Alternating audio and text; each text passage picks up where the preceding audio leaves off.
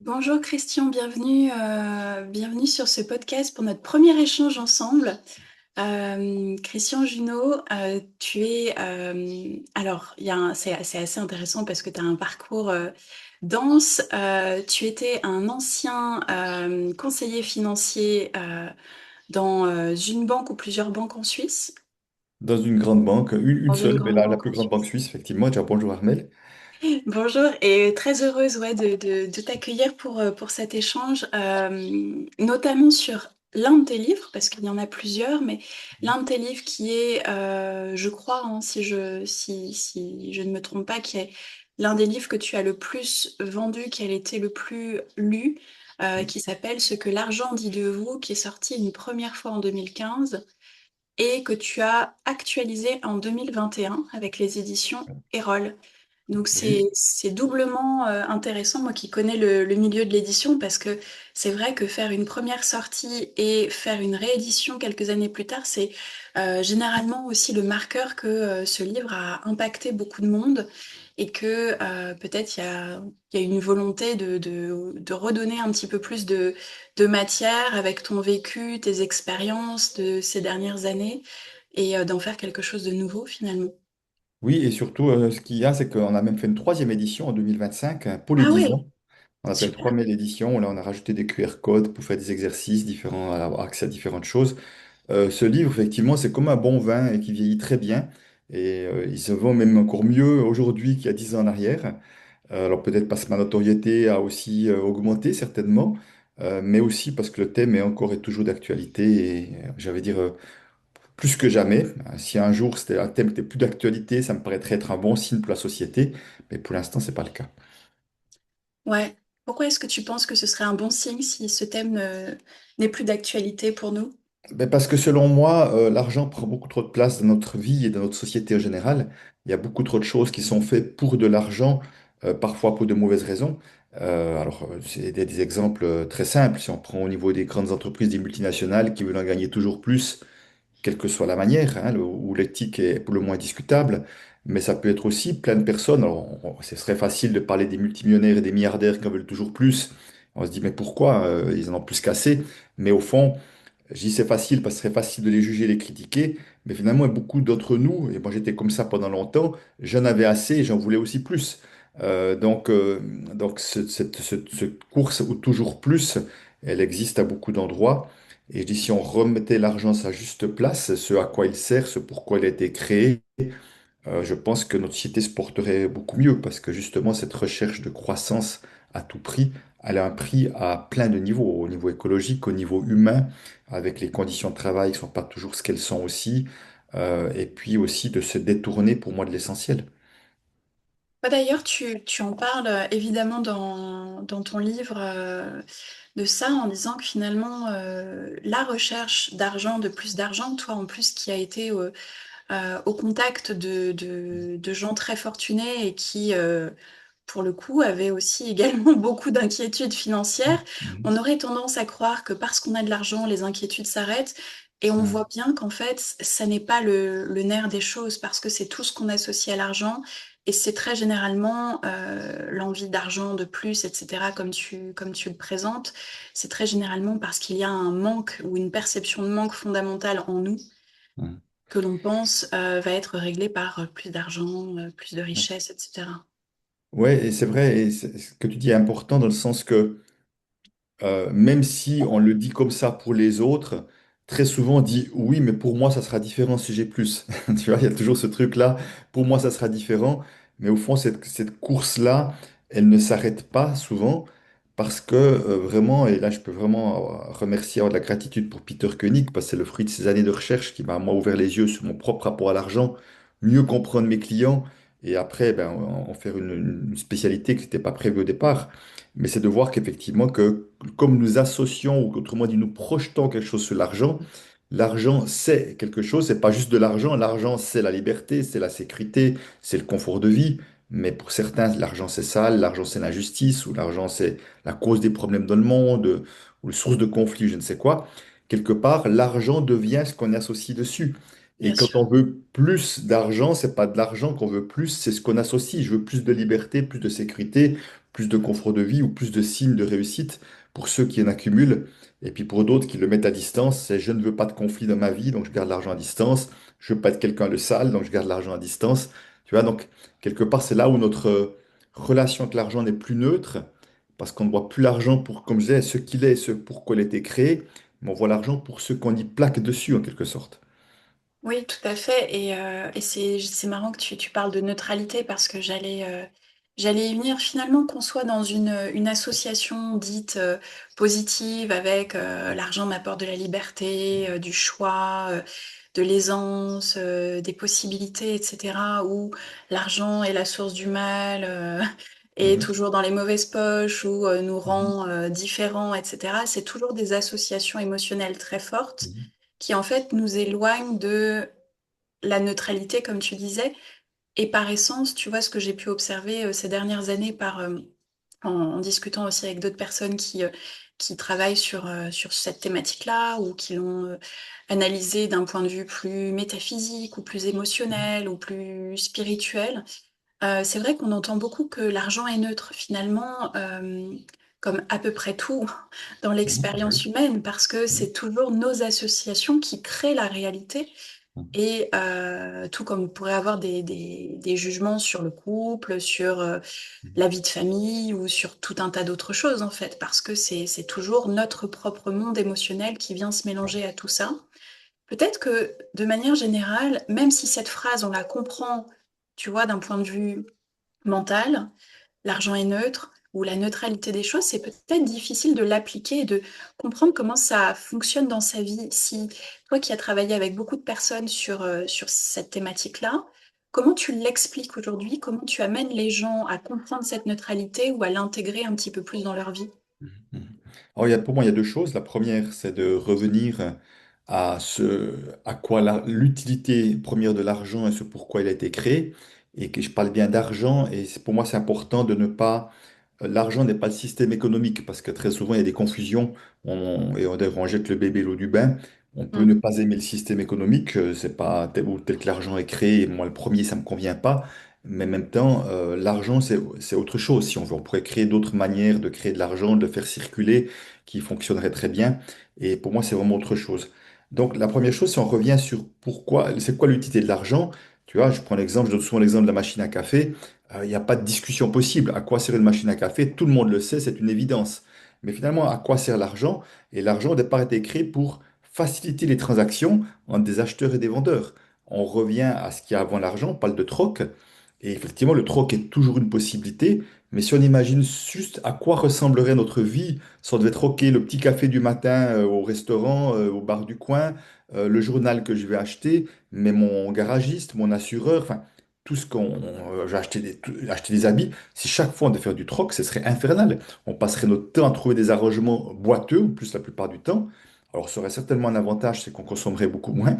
Mais en même temps, on peut vraiment voir à quel point ça facilite les choses de passer par un intermédiaire qui s'appelle argent et que ça pourrait être autre chose, mais d'avoir un intermédiaire au milieu qui peut être réutilisé facilement. Donc, ça, c'est l'utilité première, avec une deuxième utilité qui est juste l'argent, sert également à donner de la valeur à des choses qui sont achetables et vendables. C'est-à-dire, autrement dit, je m'intéresse à une formation, je m'intéresse à un appartement, à une voiture, à une machine à café ou à un livre. Quelle valeur a été donnée à cette chose-là? Et cette valeur va être donnée en termes d'argent avec des monnaies différentes suivant les pays. Mais ce qui fait qu'on arrive à se positionner et à se mettre d'accord ou pas. Et quelque part, il y a des endroits très reculés, on va dire, tiens, leur jargon à eux, c'est tête de bétail, ou par exemple, c'est pas important. Ce qui compte, c'est qu'on ait un même langage pour pouvoir se mettre d'accord. Parce que si un me parle en tête de bétail, puis l'autre en argent ou en botte de foin, ça va être compliqué, tu vois, si on mm. n'a pas un cours de change entre l'un et l'autre. Donc, c'est juste d'avoir un langage commun pour dire, voilà, quelle valeur on donne à ce qui est achetable, ce qui a une valeur, ce qui peut être donné à une valeur argent parce qu'il n'en reste pas moins qu'il y a des choses qui n'ont pas de prix. C'est l'expression qu'on donne. Hein, si on dit ça vaut combien d'être en bonne santé, donne-moi un chiffre argent. Ça vaut combien d'être heureux dans la vie, donne-moi un chiffre argent. On est incapable de donner un prix puisque ça n'a pas de prix. Donc, juste ces deux utilités-là, tu vois, c'est extrêmement neutre et dire, OK, on peut supprimer l'argent, pas de problème, on va pas mourir, mais simplement, on va devoir fonctionner autrement. Donc ça redonne la neutralité à quoi sert l'argent, plutôt que voir tout ce qu'on a plaqué dessus. Et l'argent, c'est le symbole de ma réussite, de ci, de ça, puis je m'accroche à de l'argent pour de mauvaises raisons, ou je fuis l'argent pour de mauvaises raisons. Ouais, complètement. C'est vrai que ça peut devenir un sujet obsessionnel Oui, chez les hommes. C'est fou parce que finalement, on se rend compte tu vois, bien sûr, on donne une valeur à l'argent qui est très personnelle, c'est-à-dire on associe encore une fois toutes ces choses, la liberté, l'aisance, les possibles, etc. Mais il y a de manière encore plus vaste cette pensée collective qui est là depuis un certain temps, en tout cas qui fait partie de notre réalité humaine actuellement et depuis un certain nombre de décennies et le même de siècle. siècles. Mhm. Voilà, c'est vraiment, on évolue aussi avec un regard sur l'argent qui est un regard collectif, parce que bien sûr le un et le collectif sont Mhm. une seule et même chose, mais donc on, on hérite forcément de tout un tas de choses. D'ailleurs, tu en parles dans ton livre, bien sûr, de tous les héritages qu'on peut faire au niveau familial, bien sûr, mais il y a tout ce qu'on peut connaître de la société et de ce que nous dit la société par rapport à l'argent. Et elle nous dit tout un tas de choses. Elle nous dit justement toutes ces phrases qu'on peut avoir. L'argent est réservé à seulement quelques-uns, ou l'argent change les gens, ou l'argent L'argent est ne fait pas le bonheur, spirituel. voilà. Tu vois, je pense que toi aussi, qui depuis maintenant toutes ces années, tu t'es dirigé vers un milieu plus développement personnel, spirituel, accompagnement personnel et de groupe, forcément, on évolue dans un milieu qui a peut-être encore du mal à associer l'argent et la spiritualité. Ce Mhm. qui est assez fou quand tu y réfléchis, parce que du point de vue spirituel profond et métaphysique profond, tout n'est qu'un. Et que Mhm. finalement, pourquoi séparer une chose d'une autre alors que naturellement, rien ne peut être dissocié. En tout cas, c'est ma compréhension et ma perception des choses aujourd'hui. Rien ne peut être dissocié de l'esprit créateur. Et l'argent fait partie de cette construction dans Mhm. laquelle nous choisissons de vivre aussi. Donc c'est vrai que qu'est-ce que tu as observé, toi, ces dernières années, justement, sur dans ces deux, enfin pas dans ces deux domaines, c'est pas deux domaines différents, mais dans la vision de l'argent, dans le milieu spirituel ou de développement personnel, quelles sont les choses qui Mhm. reviennent souvent? Oui, alors je dirais que ce sont des milieux qui ont encore plus de difficultés avec l'argent, parce que c'est comme si tu veux, il y a encore une grande partie de la population qui travaille pour gagner de l'argent Mm. comme objectif premier, tu vois. Il faut bien gagner de l'argent pour s'en sortir de la société, pour subvenir à ses besoins, donc on travaille pour gagner de l'argent. Et qu'il y a un moment donné où, effectivement, quand on est dans certains milieux, puis tout à coup on va faire un métier de cœur, on travaille Ouais. d'abord parce que ça a du sens et qu'on a envie de contribuer à quelque chose, et l'argent est une conséquence de tout ça. Mais si je fais une activité professionnelle, et malheureusement, c'est encore le cas, il y a tellement de personnes qui sont dans des emplois qui ne leur conviennent plus, mais qui ne voient pas d'issue, qui ne savent pas comment sortir, qui ont trop de peur en lien avec les questions financières, ça ne marche pas pour oser se lancer dans un projet de cœur. Ces gens-là sont prisonniers de quelque chose. Et moi, je l'étais tellement longtemps prisonnier de ça que je n'ai aucun jugement là-dessus, surtout pas. Mais je vois que c'est un Mm. chemin parfois pour en sortir. Alors que ceux, effectivement, qui ont une activité de cœur, c'est comme si ça avait déjà tellement de valeur de faire quelque chose qu'on aime que ben, ce serait normal d'avoir, je mets des guillemets, un peu un prix à payer qui est, ben, je ne vais pas gagner beaucoup d'argent parce que je fais déjà ce que j'aime, c'est déjà beaucoup. Et ça va aussi associer à quelque chose de très fort ancré de la société, qui est que l'argent se mérite contre de la pénibilité. Mm. Tu vois, alors ça peut être de la souffrance, un peu de la dureté, travailler beaucoup, longtemps. Enfin, il y a comme ce truc, tu vois, gagner son Ouais. pain à la sueur de son front. Il y a comme des choses très ancrées là-dedans. Et que ça a été une réalité quand même pour beaucoup de personnes. Peut-être juste pour faire un petit historique et vraiment comprendre que ça vient de très loin. Et là, c'est les travaux de recherche de Peter Koenig qui montraient ça aussi. C'est dit quand il y a eu la révolution industrielle, on a commencé à sortir des gens, de petits artisans ou des champs pour les mettre dans des usines où ils allaient Mm. travailler à la pièce, faire toujours la même chose. Parce que c'était un moyen, alors il y avait d'accélérer le progrès et qu'il soit accessible à un maximum de monde. Ce qui, d'un certain point de vue, était une bonne chose.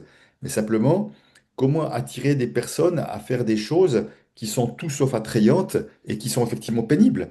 Et il y avait effectivement une sorte de message non explicite, je dirais, qui était de dire, vous allez travailler dur, vous allez gagner de l'argent, puis avec cet argent, vous pouvez faire des choses que vous n'arrivez pas à faire avant. Vous offrir un certain confort que vous n'arriviez pas à faire avant. Donc, toi, il y avait comme une sorte de, de, de, de- d'arrangement en quelque sorte. Et là, c'est devenu vraiment très fort cette idée-là de la souffrance contre de l'argent en contrepartie. Même si ceux qui étaient dans les champs et tout, c'était pas un travail facile, hein, évidemment.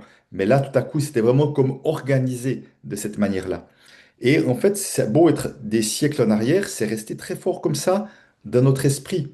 Tu vois, on touche un sale air à un moment donné. Ça devient Ouais, vicié, pollué, et puis en même temps, on y reste quand même. Et ça devient ouais, irrespirable en quelque sorte pour plein de raisons différentes. Et voilà, donc c'est tout l'inverse de la liberté. Donc c'est comme donc si on fait quelque chose qu'on aime, au fond, et c'est vraiment inconscient, la plupart des personnes sont mal à l'aise à l'idée de s'autoriser à gagner de l'argent en quantité en disant, mais je souffre pas, c'est pas pénible, je fais ce que j'aime, c'est fluide, c'est facile. Pourquoi pourrais-je gagner de l'argent ou pas simplement d'argent parce que je ne le mérite pas vraiment, parce que je n'ai pas souffert. Et c'est pour ça que là, on est comme pris dans deux mondes, tu vois. Ceux qui aiment ce qu'ils font et qui galèrent financièrement ou qui vont devoir trouver un partenaire de vie ou une partenaire de vie ou autre chose pour s'en sortir. Et puis ceux qui n'aiment pas ce qu'ils font et eux, alors je ne vais pas dire qu'ils s'en sortent bien parce que certains, c'est pas le cas, hein, malheureusement, mais sur eux, ils souffrent, mais au moins leur argent, ils le méritent parce qu'ils ont suffisamment, c'est suffisamment pénible ce qu'ils font pour le mériter. Donc on est prisonnier, encore une fois, de quelque chose de binaire. Et ouais, tout à fait. oui, oui, et peut-être juste, peut-être encore une fois, pour les gens qui sont plus axés spiritualité, là on revient sur les polarités. Moi je travaille beaucoup sur les polarités, justement de réunir les choses plutôt que d'être dans la séparation. Et notre monde fonctionne sur du binaire, malheureusement pour l'instant encore. Et là-dedans, la polarité typique, c'est être spirituel, c'est tellement mieux et plus élogieux que d'être un sale matérialiste, tu vois. C'est comme deux polarités, mais au fond, si je plane et que je n'ai pas les pieds sur terre, ben ces personnes-là, effectivement, auront des problèmes parce qu'elles n'arriveront pas à s'autoriser à gagner de l'argent parce que l'argent est tellement mal vu. C'est comme si on était au-delà des questions d'argent. Nous, on a dépassé un cap, on n'est plus là-dedans. Et évidemment qu'il ne s'agit pas de l'un ou de l'autre, mais réunir l'un et l'autre. Ouais, complètement. C'est fou. Tu parles beaucoup de cette notion de gagner sa vie ou de Mhm. salaire, Mhm. effectivement. Et la première association qu'on a faite au niveau social, c'est effectivement d'associer le travail et l'argent. Mhm. Et tu vois, c'est ça qui est assez dingue parce que personnellement, aujourd'hui, tel que je vois l'argent, c'est la plupart du temps une conséquence d'un Mhm. ensemble de choses. Mhm. Et ça n'est pas nécessairement, même absolument pas, lié à la quantité de travail fourni. Mhm. Et, je pense qu'effectivement, comme tu le dis, cette première association euh, d'avoir associé le travail à l'argent et que le travail n'est que la seule manière d'obtenir de l'argent, nous a formaté des siècles durant à, à cette chose-là et même, tu vois, quand on y réfléchit dans la construction de l'éducation, moi je suis allée à l'école, j'ai eu un parcours très classique, etc. Et je vois bien qu'aujourd'hui, on est en train d'exploser ça aussi, parce qu'il y a tout le retour du homeschooling, du unschooling, et puis du fait de ne plus être forcément dans un conditionnement scolaire très prédéterminé que je vois avec ma fille. Et en observant les conditionnements que j'ai eus comme beaucoup d'autres, je me rends compte que les premières questions qu'on peut poser à un enfant, c'est aussi qu'est-ce que tu vas faire quand tu seras Mhm. plus grand ou quel travail tu as envie de faire quand tu seras plus grand. Et c'est quand même absolument hallucinant de demander ça à un enfant qui ne sait même pas encore quel est fondamentalement le but de la vie, de Mhm. déjà conditionner à se demander quel travail il va faire plus tard, parce que le travail est associé directement à la vie, parce que Mhm. ça nous pose, tu vois, dans un cadre de sans travail, pas de vie, ou sans travail, pas d'existence, ou sans travail, pas d'incarnation sur Terre, où Mhm. Mhm. on serait déjà en marge. Et je pense qu'on peut vraiment se questionner là-dessus, parce que quand on prend un peu de hauteur, et je pense que c'est ce que tu vois avec tes clients au fil des années et avec ton propre travail, on redonne à l'argent une place qui est beaucoup plus fluide et on voit qu'en fait, il peut arriver par de multiples biais, bien Mhm. sûr. Et je pense, en tout cas, lorsqu'on est fondamentalement spirituel, il arrive principalement quand on fait quelque chose qui nous plaît, justement. Et quand on est dans un tel amour de la vie, de nos activités ou des personnes qu'on rencontre, ou peu importe, de l'ensemble des choses, ça, je l'ai remarqué souvent, il peut y avoir d'autres choses, parce que comme tu disais tout à l'heure, ça n'est pas toujours parce que ou je sais pas si tu le disais dans ton livre, ou je sais plus, ou je crois que tu disais quelque chose un peu, un petit peu comme ça n'est pas forcément parce que on suit la joie, l'amour, etc., que l'argent sera abondant, parce qu'il peut y avoir aussi plein de conditionnements, Mhm. autres. Mais je pense que c'est un bon début, en tout cas, pour commencer à se déconditionner de ce que tu dis aussi, de l'argent égale le mérite égale l'argent, le travail égale l'argent, la difficulté égale l'argent, etc. Pour se déconditionner de ça, je pense qu'il faut trouver une porte de sortie qui nous permette de voir qu'en fait, on, on peut le recevoir de multiples biais. Tout à fait. Et je pense que ce modèle, ben, on voit vraiment à quel point ce modèle arrive à une fin qui n'est plus possible, Mm. dans le sens que il fonctionne sur toujours plus de croissance déjà pour que les gens aient du travail. Et on voit qu'il y a de plus en plus de gens qui n'ont pas de travail, et surtout des jeunes en particulier, ce qui est quand même malheureux. Et puis aussi ben, qu'il y a toujours plus de gens malades, il y a toujours plus d'absentéisme, toujours plus de burn-out. Enfin, si, et dans les pays dits enfin, industrialisés, dit développé, je mets plein de guillemets là-dessus, en fait, on voit que les gens sont plus malades qu'ailleurs. Donc ça montre bien que ce système, il est au bout de quelque chose. Et pour moi, vraiment, cette notion de travail telle qu'elle est perçue, alors tout le monde n'est pas d'accord là-dessus, j'ai pas la prétention de dire que c'est vrai, sur l'étymologie du mot travail, tripalium, instrument de contorsion, de torture à trois pieds. Donc dans l'énergie du mot travail, il y aurait déjà la souffrance qui est associée. Et c'est pour Ouais. ça que je n'utilise plus ce mot, je parle souvent pour moi d'activité professionnelle, d'activité de cœur, mais même dans tous les mots du travail, on va au taf, au turbin, à la mine, etc., ce sont des mots comme un peu péjoratifs et lourds, tu vois. Quels sont les mots positifs qui existent pour le travail? On parle d'un bel ouvrage, on parle, moi j'aime bien le mot œuvrer, mais tu vois, mais c'est très rare en fait. C'est vraiment, il y a une telle association de ce mot-là, et c'est pour ça qu'on devrait presque réinventer une nouvelle manière de voir ça, certainement. Alors, évidemment, ça prendra du temps. Mais déjà, on peut changer une personne après l'autre, déjà, pour donner de nouveaux modèles. Parce que c'est ça qui est important, c'est de montrer de nouveaux modèles. Il y a tellement de jeunes, moi, je vois des jeunes qui disent, oh, moi, je veux devenir suffisamment riche pour plus avoir besoin de travailler à 35 ans.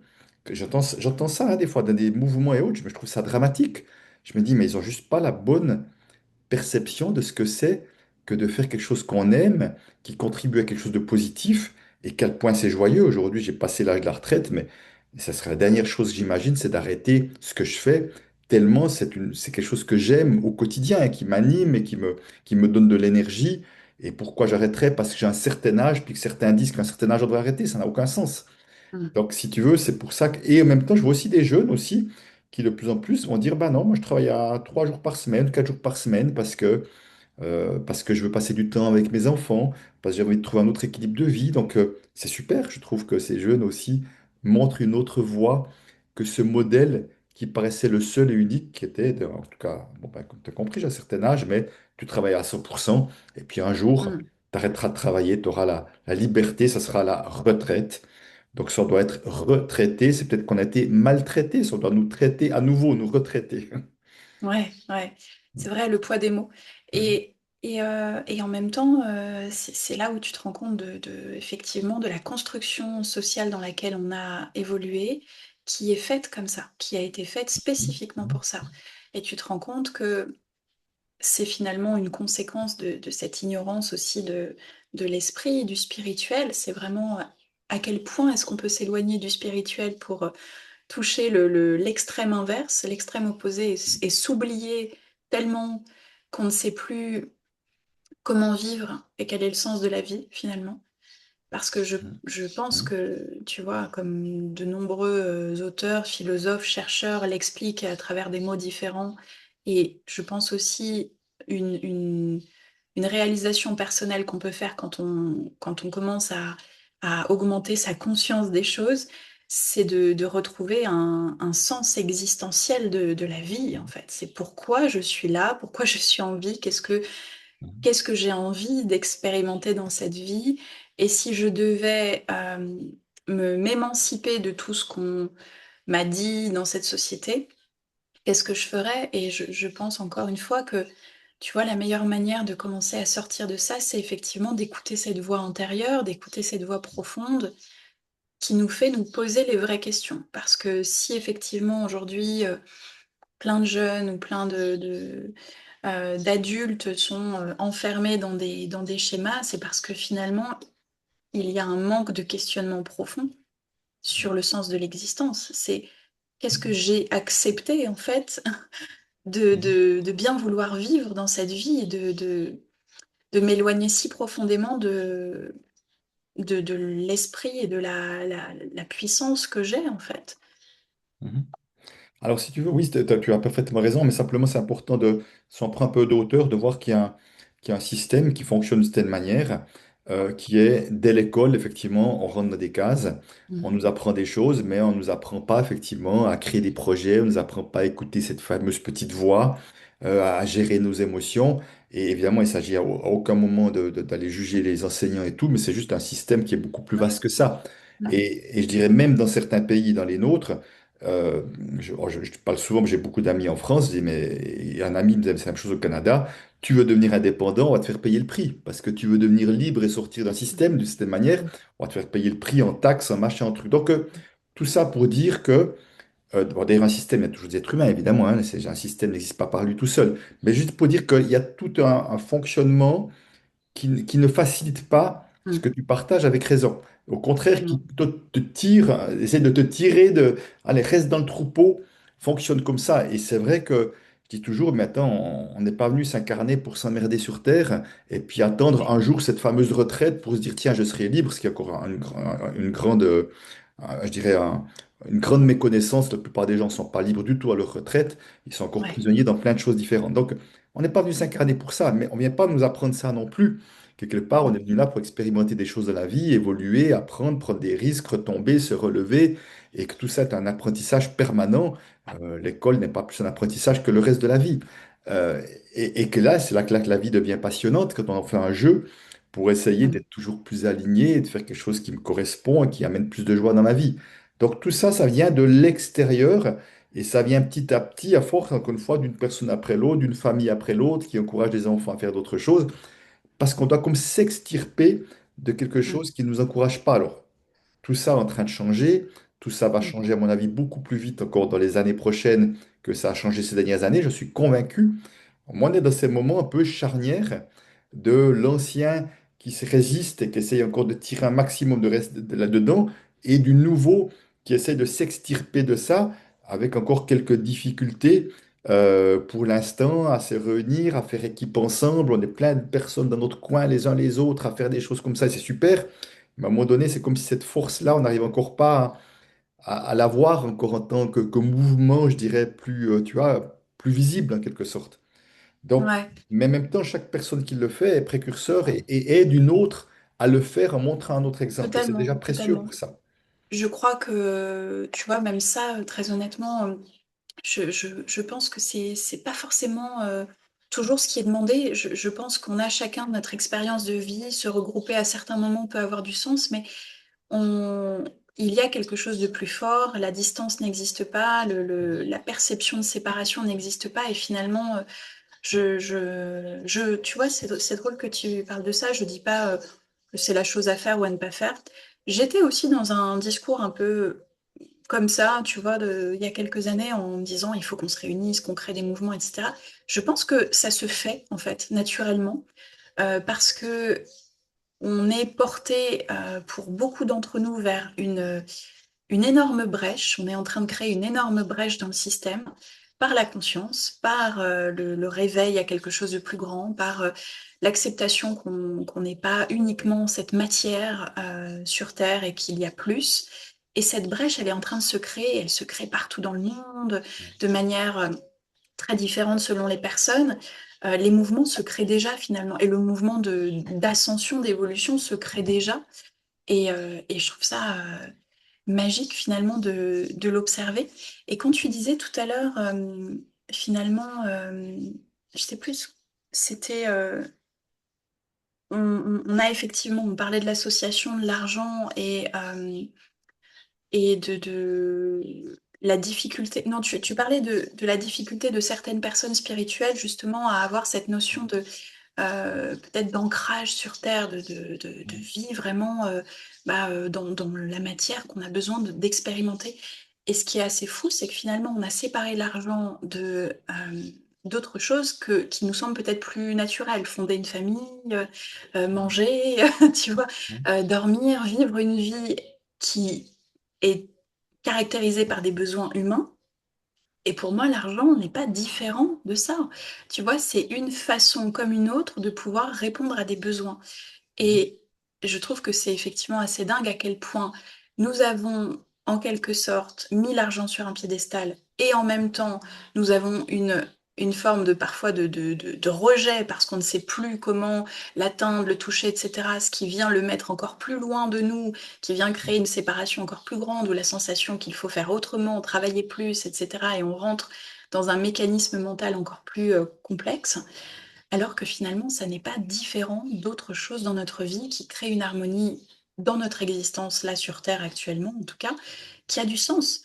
Tu vois, même, tu parlais du besoin de l'argent comme étant juste une monnaie d'échange pour différentes choses, et c'est précisément comme ça que l'argent a été construit, par la simplicité d'arrêter de se trimballer ses lingots d'or pour pouvoir échanger, tu vois, quelque chose avec quelqu'un d'autre ou payer directement sur place. Et c'est devenu ce petit bout de papier qu'on s'arrache, alors qu'en fait, je réalise à quel point profondément ça n'est qu'une conséquence, ça n'est une projection d'un ensemble de choses qu'on va vivre intérieurement et Mhm. qui, elles, ces choses-là, sont vraiment entre nos mains. Ça demande, oui, peut-être de se déprogrammer, de se déconditionner, de voir quelles croyances on a héritées de nos parents, de la société, etc. C'est le travail que beaucoup font. Et en même temps, ça peut aller très vite aussi parce que on a ce pouvoir-là, on a ce pouvoir-là de création et je pense qu'aujourd'hui, c'est ce qu'on voit, tu vois, avec tous les gens comme toi qui travaillent ou qui ont travaillé avec voilà, la thématique de l'argent, le comprendre, l'analyser, accompagner d'autres personnes là-dessus. Je pense que ce qui en fait une thématique très importante aujourd'hui, c'est non pas que l'argent en lui-même, mais c'est tout ce que ça nous permet de vivre à l'intérieur, Mhm. Tout à tu fait, vois. absolument. Comme tu disais, l'argent ne devrait pas être voilà, aussi important. Et finalement, il l'est parce que on voit bien que dans cette quête et dans cette compréhension, on change tellement de choses en nous. On Mhm. vient voir nos manques, on vient voir nos peurs, on vient voir. Mhm. Je dirais, c'est un révélateur très intéressant. Oui, moi je dirais que l'argent a même un potentiel chemin de guérison intérieure, en tout cas puissant, et je dirais même collective, parce qu'après, il y a l'idée à un moment donné de dire, tiens, on va commencer à pouvoir faire circuler l'argent d'une manière différente, peut-être, mais aussi, quand on est plus en paix que l'argent, plus serein, qu'on s'accroche pas à partir de ses peurs, on va aussi commencer à discuter, échanger avec les autres pour trouver le meilleur arrangement possible pour l'un et pour l'autre. C'est pas je vais faire une bonne affaire sous le dos de l'autre parce que ça me rassure d'avoir plus d'argent. C'est je vais faire en sorte que nous trouvions un arrangement qui soit joyeux pour chacun où chacun est pleinement à l'aise avec ce que nous trouvons en termes de prix et tout ça. Et moi, j'aime beaucoup fonctionner comme ça, parce que là, ça crée du rapprochement quand c'est important que tu sois content et que je sois content, plutôt que je suis juste tourné sur moi, là, ça crée de l'éloignement. Et c'est dans ce sens-là que pour moi, l'argent est aussi un puissant outil potentiel de rapprochement de soi à soi, mais de soi aux autres. Et tu sais, Mm. et quand je t'écoutais, il y a un truc, j'entends des personnes qui disent, mais de toute façon, sans argent, on ne fait rien. Je dis, mais c'est pas vrai. C'est pas vrai. Mm. Si on supprime l'argent demain, on va plus rien faire. C'est pas vrai. Tu vois, mais ça reste encore des croyances qui nous enferment complètement. Évidemment que l'argent peut être le moyen préféré pour faire un certain nombre de choses, mais qu'on va pas cesser de faire des choses sans argent. C'est pas vrai. Il y a plein de choses qu'on fait déjà sans argent au Mm. quotidien, je veux dire. Et je dis souvent, l'argent est important uniquement quand il est nécessaire. Mais dans notre journée, la plupart du moment, l'argent n'a aucune importance. Je veux dire, je suis en train de faire mon lit, je fais du ménage. L'argent n'a aucune importance. Je vais m'occuper de mon jardin. L'argent n'a pas d'importance. C'est juste des moments où l'argent va être utile à quelques moments dans notre journée. Mais le reste du temps, Mm. c'est pas l'argent qui est important. Mais simplement, pour beaucoup, c'est comme s'ils vivaient avec le côté obnubilé que l'argent est important tout le temps, que sans argent, on fait rien, on est ci, on est perdu. Mm. Non, et quand ma fille, ma belle-fille étaient là, que mes petits-enfants tout à l'heure, l'argent avait aucune importance à ces moments-là. C'est juste la rencontre qui était là. Et qu'on ait de l'argent ou pas, ça ne changeait rien à la Mm. rencontre. Oui, et je pense parce que on a beaucoup de mal à imaginer quelque chose qu'on ne connaît pas, et on ne Mhm, peut pas effectivement dans cette société se dire l'argent n'a pas d'importance, alors qu'on vit dans quelque chose d'encore ultra matérialiste. Et pourtant, tu vois, je sens aujourd'hui, moi personnellement, j'arrête vraiment de séparer les choses parce mhm, que l'argent n'est pas plus ou moins spirituel qu'autre chose, le couple n'est pas plus ou moins spirituel qu'autre chose, la famille n'est pas plus ou moins spirituelle qu'autre chose. C'est toujours une question d'étiquette. Effectivement, si dans un monde futur, et c'est très probable, l'argent n'existe plus, on ne se posera même plus la question de savoir si c'était mieux avant quand il existait. mhm, C'est parce qu'on vit dans une autre organisation. Aujourd'hui, mhm, l'organisation de notre vie nous maintient encore dedans. Et je pense qu'au lieu de, d'être en force par rapport à ça, je pense qu'il faut mieux apprendre à vivre avec lui et avoir une relation qui nous mhm, convient avec lui, plutôt mhm, que d'être en, tu vois, en guerre permanente avec le système, ça me va pas, ça me convient pas, l'argent, ceci, l'argent, cela, ou toutes les croyances profondes qu'on peut avoir dessus, c'est comment je vais faire en sorte que ce soit bénéfique pour moi, pour les autres, pour, voilà, pour quelque chose de plus grand, et comment je peux retourner cette situation à mon avantage, en fait.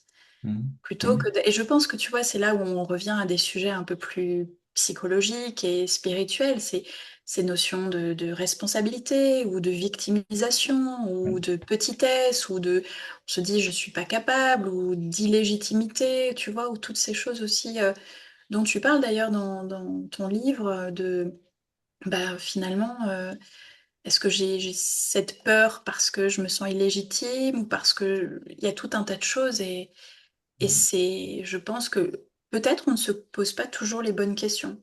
C'est plutôt, Oui. voilà, pour moi, c'est que tu vois, la question serait comment je peux utiliser cette situation à mon avantage et voir le côté bénéfique de ça. Mhm, mhm, mhm. Tu en parles Oui, d'ailleurs, tu dis quelque chose d'assez similaire, c'est comment ça pourrait devenir encore meilleur. oui, ça va encore mieux que ça. Tout à fait. Mais c'est vrai que chaque situation est potentiellement apprenante. Mm, Et nous sommes effectivement des apprentis permanents hein, dans ce sens-là. Et c'est justement plutôt, et ça serait aussi peut-être de se poser la question, ça serait quoi avoir une relation à l'argent sereine et tranquille mm, et, et indépendamment d'avoir un certain montant, parce que quelque part, le but du travail de Peter Koenig au départ, c'est d'être sur son chemin de vie et que l'argent soit en soutien d'être sur son chemin de vie. Mais le plus important, c'est d'être sur son chemin de vie. C'est bien ça le plus important. Et que soit un soutien là-dessus, mais c'est pas, ce qui signifie pas forcément gagner beaucoup d'argent. Ça peut être le cas, ça peut ne pas être le cas. mm, Parce qu'à la fin de notre vie, ce qui sont sur toute notre vie, ce qui sera le plus précieux, c'est pas d'avoir accumulé de l'argent, c'est d'avoir été sur son chemin de vie, d'avoir l'impression d'avoir fait quelque chose qui était juste pour moi, qui a contribué à quelque chose qui avait du sens, et d'avoir été heureux de vivre cette vie-là. Et c'est là qu'on voit à quel point tout à coup, dans ces moments-là, et c'est ce que j'en parle dans le livre, hein, les personnes qui ont accompagné les personnes en fin de vie, ils disent en fin de vie, les gens parlent plus d'argent. Ils parlent plus que de sens, ils parlent plus que de qualité de relation, d'amour qui a circulé, d'avoir fait ce qu'ils ont aimé faire, enfin, ou de regretter de ne pas avoir fait ce qu'ils auraient voulu faire. Enfin, on ne parle plus d'argent, on ne parle jamais de j'aurais voulu augmenter, demander une augmentation ou économiser plus d'argent. C'est pas de ça qu'on parle en fin de vie. C'est pour ça, et c'est bien là qu'on voit que si dans ces moments où on est juste devant l'essentiel, hein, il y a plus le temps de se raconter une histoire. Si on ne parle plus d'argent, ça montre bien que si on donne trop d'importance à l'argent pendant toute cette vie-là, c'est que probablement qu'on a fait fausse route. Donc, comment est-ce qu'on peut être plus serein intérieurement, quelle que soit ma situation financière? C'est un chemin, je ne dis pas que c'est facile. Tout ça est un chemin. Parce que les personnes disent, oui, pas de problème, tant que j'ai 20 000, 50 000, 100 000 sur mon compte. Je dis, ok, mais si tu as besoin d'avoir 20 000, 50 000 ou 5 000, c'est égal le montant sur ton compte, c'est que tu es dépendant de quelque chose d'extérieur pour toucher à une forme de sérénité. Et puis dès que ça descend, tu commences à avoir peur. C'est comme si je disais, je peux être heureux seulement si ma partenaire de vie reste avec moi, quoi. Je deviens dépendant de quelque chose, de quelqu'un d'extérieur pour être bien dans mes baskets. Donc comment on peut retrouver effectivement cet état intérieur, d'être bien serein et une sorte de paix intérieure, indépendamment des conditions extérieures. Encore une fois, c'est un chemin, je ne dis pas que c'est facile, mais plus on y arrive, plus on voit que notre vie a quelque chose de plus tranquille, de plus paisible, de moins de réaction. Et souvent, j'entends des personnes dire, ah, on devrait supprimer l'argent, ça résoudrait beaucoup de problèmes. C'est un leurre. Pourquoi? Parce que le fait qu'on donne du pouvoir à l'argent, de me rendre sécure, de me rendre libre ou de foutre le bordel dans le monde, à un moment de prendre le pouvoir sur les autres, si on supprime l'argent, le pouvoir qu'on donne à l'argent, on va aller le donner ailleurs, à l'extérieur. Puisqu'au fond, là, c'est toujours le même problème, c'est que le pouvoir que je donne à l'extérieur, c'est une partie de moi qui n'est pas pleinement présente et que je vais aller chercher à l'extérieur. Donc, je vais pas, j'irai la chercher ailleurs que sur l'argent à un moment donné, cette part de moi qui n'est pas pleinement présente. Donc plutôt aller voir ça, aller accueillir ces parts de moi et à leur donner une place en moi, plutôt que d'aller les chercher comme des béquilles à l'extérieur. Ouais, tout à fait. Et c'est là où on en revient à la neutralité, parce que Mhm. je pense que vouloir de l'argent n'est pas le problème, encore une fois, Non. ou ne pas en vouloir n'est pas le problème non plus. C'est simplement tout ce qu'on associe à ça. Et, euh, et le problème, dans le sens, c'est que ça nous fait souffrir nous. C'est pour ça que c'est Mhm. un problème et que c'est Mhm. problématique. C'est que on vit du coup dans une existence où on est dépendant, comme tu dis. Honnêtement, tu vois, je pense qu'il est possible de vouloir de l'argent et de ne pas avoir d'affect par rapport à ça, de vivre Mhm. une expérience, de souhaiter vivre une Mhm. expérience, quelle qu'elle soit, et de ne pas être dans une croyance que il me faut ça pour être heureux, tu vois. Mhm. Et Mhm. si on, tu vois, si on touche encore plus de profondeur aussi, encore une fois, plus spirituelle sur ces sujets, parce que finalement, au bout du compte, tout est spirituel, mais c'est de se dire euh, qu'est-ce que je veux fondamentalement vivre et de voir les choses dans l'autre sens, tu vois. L'état précède toujours tout. Et c'est Mhm. finalement l'état qui nous importe. Comme tu dis, quelles sont les questions qu'on a à la fin d'une vie? Euh, c'est globalement une représentation globale de l'état général dans lequel on s'est senti une bonne partie de notre vie. C'est ah, bah, j'étais dans cet état et j'aurais aimé vivre plus dans cet état quand il y a des regrets, ou finalement non, j'ai aucun regret, j'ai vécu dans l'état de la joie absolue globalement toute ma vie, mais c'est toujours effectivement d'abord l'état. Et aucune condition extérieure ne peut nous amener ça, parce que finalement, ça n'est qu'une projection de cet état. Et quand tu changes l'état, tu changes tout le reste. Donc, ça demande de revenir encore une fois, je pense à des questions plus profondes qui nous permettent oui, de cesser de voir la matière et l'extérieur comme un guide, mais plutôt de revenir à quelque chose de plus grand, d'utiliser, oui, la matière à certains moments pour se questionner, mais de savoir que c'est toujours notre état qui a le plus d'importance. Mhm. D'ailleurs, quand Absolument. on parle de neutralité, tu parles aussi de la dette, qui est un sujet, je trouve, assez passionnant dans notre société, parce que je pense que beaucoup d'entre nous ont eu ou ont des dettes. Et effectivement, tout comme l'argent peut redevenir neutre, tu dis aussi que la dette peut redevenir neutre. Et c'est finalement Mhm. ce qui nous pèse, c'est tout ce qu'on associe par rapport à nous, notre regard sur nous-mêmes, lorsqu'on a des dettes, finalement. Oui, parce qu'en fait, la dette en tant que telle, c'est juste une forme d'outil ou de possibilité qui va me permettre quelque chose, mais simplement c'est la différence entre la dette choisie et la dette subie. Et c'est Mhm. ça que ça fait toute la différence. J'ai la chance d'habiter une chouette maison au pied des montagnes ici en Suisse. Et c'est vrai que sans la dette, je n'aurais jamais pu habiter là. Et nos enfants, c'est vrai qu'on ont eu le privilège de vivre dans des belles conditions. Aujourd'hui, c'est nos petits-enfants qui en profitent. Et, et si tu veux, sans dette, ça n'aurait pas été possible. Et après, c'est une dette choisie. Et j'ai de la reconnaissance d'avoir pu m'endetter pour pouvoir avoir un lieu de vie agréable à vivre. Donc, ça peut être pour différentes raisons, mais ça peut être certain pour créer une entreprise, pour créer un projet qui a du sens, dans lequel je vais soutenir, aider des personnes, des animaux. Ça va demander peut-être de m'endetter aussi. Et la dette peut être au service de quelque chose qui amène du positif. La dette subie, effectivement, c'est quand je m'endette parce que je suis peut-être pris dans quelque chose de compliqué. Et souvent, bah, des pièges, c'est justement la consommation, d'être pris dans un piège de consommer pour avoir l'impression de se sentir vivant, ou pour avoir l'impression de jouer dans un jeu qui n'est pas le mien avec un masque social. Je porte des marques, j'ai ci, j'ai une belle bagnole, vouloir donner des idées, des fantasmes de réussite qui n'en sont pas en l'occurrence, ou être addict à des jeux, à toutes sortes. Donc là, on voit que c'est plus une dette où on creuse un trou dans lequel on s'enfonce un peu plus. Et là, la dette ne sert pas ma vie, au contraire, elle m'enfonce un peu plus dans quelque chose qui n'est Est-ce que pas tu ne penses allié. pas que justement, je reviens un peu sur ces notions-là, non pas que je pense qu'on a tous des avis divergents là-dessus. Mhm, Pour moi, il y a fondamentalement rien qui est subi. Mais est-ce que tu ne penses pas que justement, par cette expérience que tu décris, de s'endetter pour consommer ou de vivre un mode de vie qui est peut-être au-dessus de nos moyens, c'est aussi ça l'expérience. C'est aussi ça qui nous permet de vivre potentiellement, comme ça nous arrive dans la vie, de vivre quelque chose qui ne nous convient pas, qui nous permet de comprendre aussi des choses profondes en nous. mhm, Et je pense que rien n'est fondamentalement ni bon ni mauvais, ou tu vois, mhm, ni mhm. une erreur de parcours ou quelque chose de subi. C'est simplement, je vais explorer une partie de moi qui va m'apprendre quelque chose, jusqu'à un certain point peut-être. Alors, vu d'une certaine manière, oui, évidemment qu'on peut voir les choses comme ça. Simplement, si nous arrivions tous à voir la vie comme ça, on vivrait les choses différemment. Aujourd'hui, on Mhm. peut malgré tout voir qu'une grande partie de la population, et j'aimerais être très clair, il ne s'agit pas qu'il y a des meilleurs et des moins bons, hein, je ne suis pas du tout là-dedans, encore une Mhm. fois, ça fait juste partie de chemin d'âme qui fait on a plus ou moins de conscience sur ce qu'on vit. Et aujourd'hui, à l'âge que j'ai pas du tout cette conscience-là, 20, 30, 40 ans avant non plus. Simplement, ce que tu dis là sera inentendable pour certaines personnes en disant ben, qu'elles viennent vivre dans mon HLM avec ma situation, puis on verra si elles pensent ça comme ça.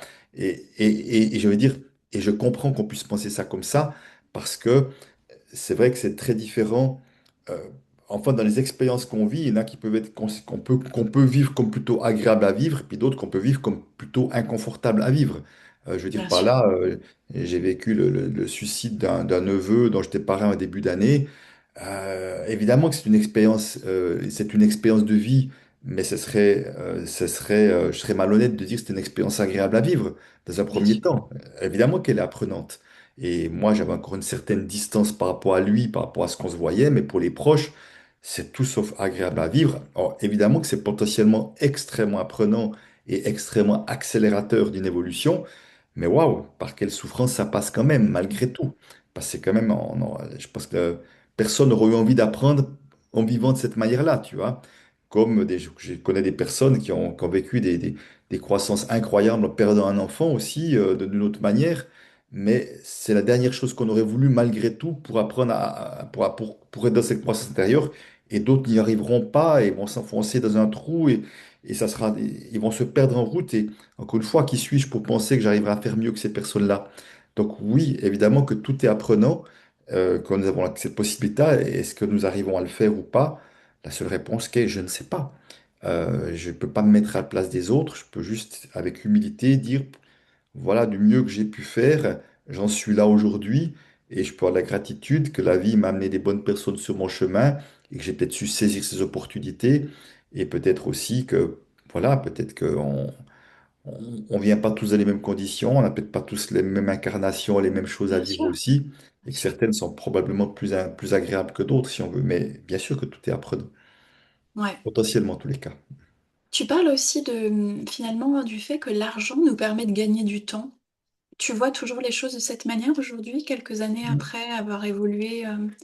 Non, alors je dirais, enfin, ce serait réducteur de dire que l'argent peut nous faire gagner du temps, parce que la recherche d'argent peut aussi nous en faire perdre aussi. Oui. Alors je ne sais pas dans quel contexte tu dis ça, parce que ça me parle pas spécialement quand tu dis ça, donc j'essaie de trouver le contexte où je pourrais dire ça. Euh, mais disons, si je prends un exemple, pour moi, en m'autorisant à avoir de l'argent, parce qu'en fait, j'ai envie juste de rebondir là-dessus, hein, je ne l'ai pas dit tout à l'heure, mais au fond, Ouais. je vois qu'une grande partie des personnes que j'accompagne ont juste un canal du recevoir qui n'est pas bien ouvert, en fait, Mhm. et qui est même bien bouché, et quelque part, qui ont beaucoup de facilité à donner, ou qui ont beaucoup plus de difficultés à recevoir. mm, Et quand je dis recevoir, l'argent fait partie, mais bien souvent, c'est pas que de l'argent, c'est autant des mots ouais. positifs, de la gratitude, de l'amour, enfin, tout ça peut d'ailleurs être associé, mais enfin, ça dépend évidemment de chaque situation. Donc, si s'il n'y a pas le canal du donner et du recevoir qui est ouvert, cette circulation est compliquée. Mhm, Et si je partage ça aussi, c'est que aujourd'hui, comme j'accompagne beaucoup d'entrepreneurs et beaucoup d'entrepreneurs de cœur, en l'occurrence, même si je touche tous les publics potentiellement, c'est que en, en m'autorisant à recevoir de l'argent et à attirer de l'argent à moi et d'avoir une certaine réussite financière, ça va aussi me permettre de pouvoir déléguer plein de choses à des personnes. Alors, on pourrait encore une fois le faire contre du troc et c'est possible et certains le font et c'est possible. mhm. Mais simplement d'avoir de l'argent fait que ça me donne encore plus de facilité, de possibilités que si je fais uniquement du troc. Parce que si je fais du troc, il y aura encore un échange de temps aussi. Et Mhm. effectivement, là où ça me permet, et pour moi c'est extrêmement précieux d'avoir cette facilité-là à travers l'argent, c'est qu'en payant des personnes qui vont faire ce qu'elles aiment pour mon activité professionnelle, moi ça va me permettre de me concentrer là où j'ai peut-être ma zone de talent qui s'exprime mieux et de faire ce que j'aime et de contribuer encore plus que de me perdre à faire des choses qui finalement me prennent beaucoup d'énergie, que j'aime pas trop faire, et puis que finalement d'autres font tellement mieux avec tellement plus de facilité que moi. Ouais, complètement, complètement. C'est là où on rentre de nouveau dans un cercle vertueux où Mhm. argent vient soutenir des projets, des nouveaux départs, des projets collectifs ou personnels et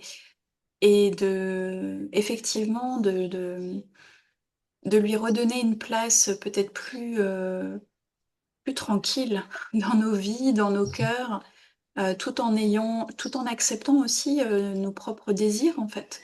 Je pense que, tu vois, ça commence là, ça commence dans le fait de ne pas diaboliser nos envies, nos désirs et nos chemins de vie, parce qu'on a tous des chemins de vie différents. Je pense que ça commence là, de ne pas séparer encore plus, créer encore plus de séparation entre des profils, des parcours, tu vois, argent, pas argent, désir d'argent, pas de désir d'argent. C'est Mhm. de, je pense qu'encore une fois, comme on le disait, la qualité de notre vie se manifeste dans notre état.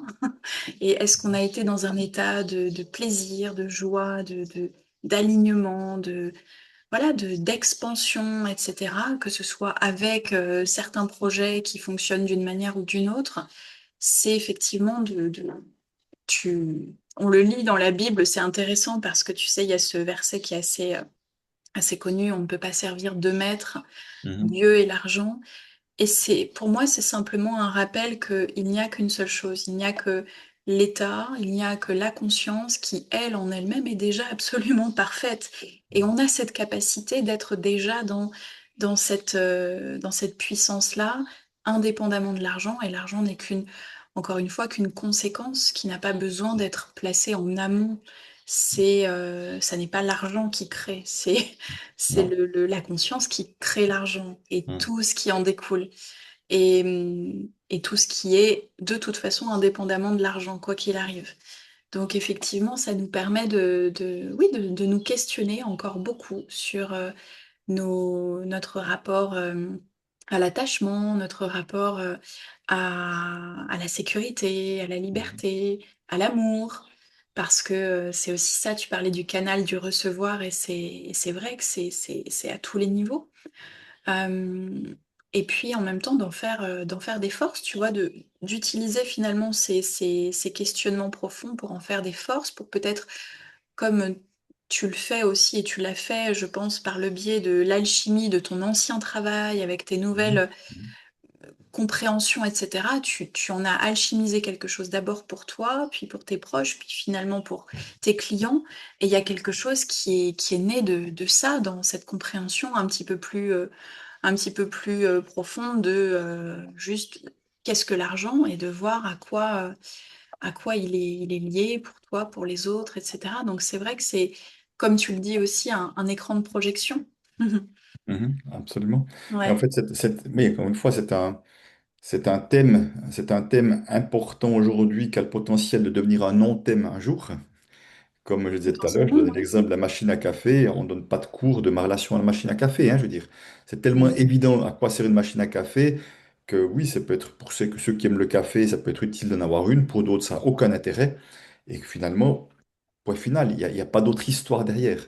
Donc, je se souhaite effectivement qu'un jour, l'argent, ça soit juste un truc tellement simple et naturel. Et comme tu disais, certainement qu'on s'en passera un jour, mais pour l'instant, on n'est pas là. Mais qu'à un moment donné, que ça devienne, voilà, que ça devienne juste un non-thème, parce que ça veut dire qu'on aura juste remis l'argent à sa juste place et une sorte de tranquillité d'esprit. Voilà, que c'est juste là, que ça peut être là au service de quelque chose d'important quand c'est nécessaire. Puis à d'autres moments, il n'y a pas d'intérêt particulier. Ouais, tout à fait. Super, merci Christian. Est-ce que tu veux partager autre chose? Est-ce qu'il y a Ouais, une peut-être dernière chose qui une te... invitation, peut-être vraiment à travers ce qu'on partage, de vraiment se poser la question, de dire si vous voyez que l'argent est un frein, un blocage dans votre expansion, dans votre envie de contribuer, ben, interrogez-vous sur ce qui se joue, sur ce qui se passe derrière vous. Enfin, peut-être prenez un temps pour aller vous interroger sur votre rapport à l'argent, pour vous libérer de ce que vous pouvez vous libérer, pour faire en sorte, encore une fois, d'y redonner la juste place et surtout Mhm, qu'il devienne au service de vos projets de vie plutôt qu'un un empêcheur de donner, de rayonner qui vous êtes à l'extérieur. Voilà, et ça, c'est le cadeau, ça sera le cadeau ultime de l'argent, c'est d'en faire un chemin de plus de paix, de sérénité et d'amour de soi, en tout cas, parce que pour terminer, j'ai pas trouvé de meilleure piste que d'être en paix avec l'argent et une relation à l'argent qui est plus sereine que passer par plus d'amour de soi. Pour moi, c'est le chemin. mhm, J'ai pas trouvé mhm. d'autre chemin que celui-ci. Et je trouve Ouais, ça ouais. plutôt joyeux. Ouais, c'est beau. C'est beau et finalement, je te rejoins beaucoup là-dessus. Je pense qu'effectivement, l'amour est la solution. Mhm. L'amour est la création de tout. Ben oui. Oui, c'est totalement vrai. C'est d'abord, je me questionne sur ma relation à la vie, l'amour, l'amour de soi ou du grand soi, mais de voir effectivement d'où part le fil, quoi. Mhm, exactement. Merci beaucoup pour cet échange, Merci Christian. Armel, merci à toi aussi Et pour l'invitation. avec plaisir. À bientôt peut-être. Et merci à la Oui. personne qui nous a soufflé aussi cette interview. Ça s'est fait dans des conditions de synchronicité assez Mhm. marrantes. Donc voilà, tu vois, c'est chouette. Je suis tombée voilà, dans ton monde par le biais de certaines personnes et ça s'est fait de manière très naturelle finalement. Absolument, c'est vrai. Et c'est comme ça que j'aime bien la vie, que c'est tous ces signes aussi. Ce sont aussi des signes, c'est vrai. C'est ça. Bon, bonne Je te remercie continuation. beaucoup. Ouais, à Merci. bientôt, Bye Christian. bye.